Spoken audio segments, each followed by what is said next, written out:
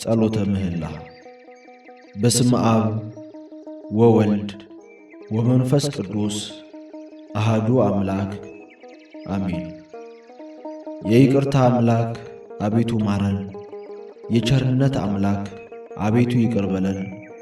ልጅህን ልከ ያዳንከን አቤቱ ተመልከተን። ጨለማ ሕይወታችንን ወደ ብርሃን የለወጥክ አቤቱ ታድገን።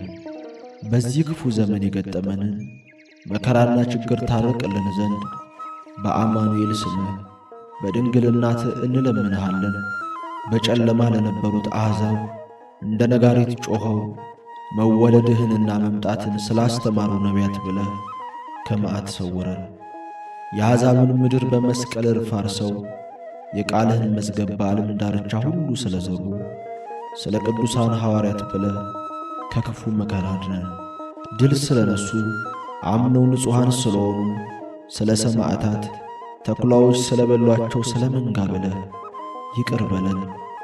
የጽድቃቸውን ዋጋ ትሰጣቸው ዘንድ በንጽሕና ሹመታቸውን ስላበረከቱ ፍጻሜያቸውንም ስለ ተቀበልክላቸው ስለ አባቶቻችን ጳጳሳት፣ ቀሳውስት፣ ስለ ወንድሞቻችንም ዲያቆናት፣ ደናግልና መነኮሳት ብለህ ይቅር በለን። ይህንን አላፊ ዓለም ጠልተው በሰማይ ያለውን ሰርግና ክቡር የማያልፈውን ተድላ ስለወደዱና ዓለምን ስለ ናቁ ልጆች ስትል ይቅር በለን።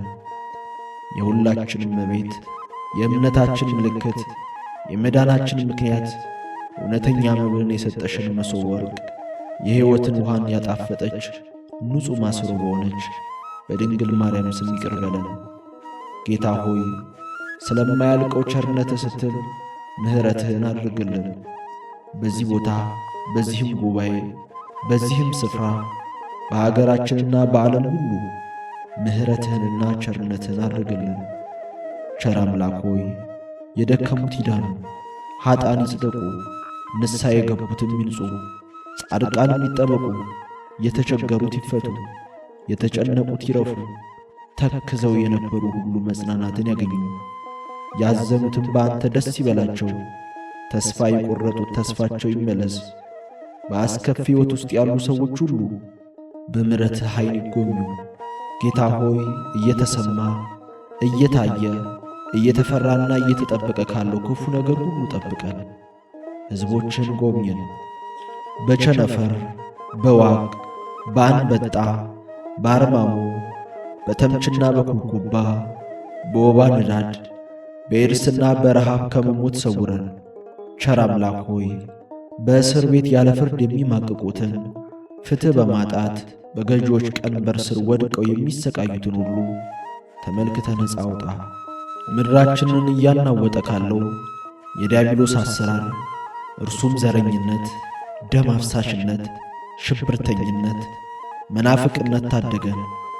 በመከራችን ጊዜ ከአንተ ውጪ የሚረዳን በሐዘንና በችግራችንም ጊዜ የሚታደገን የለምና ይቅር በለን። በአንድ ልጅህ በጌታችን በመድኃኒታችን በኢየሱስ ክርስቶስ ስም ከእርሱም ጋር ትክክል በሆነ በመንፈስ ቅዱስ ስም ዛሬም ዘወትርም ለዘላለሙ አሜን።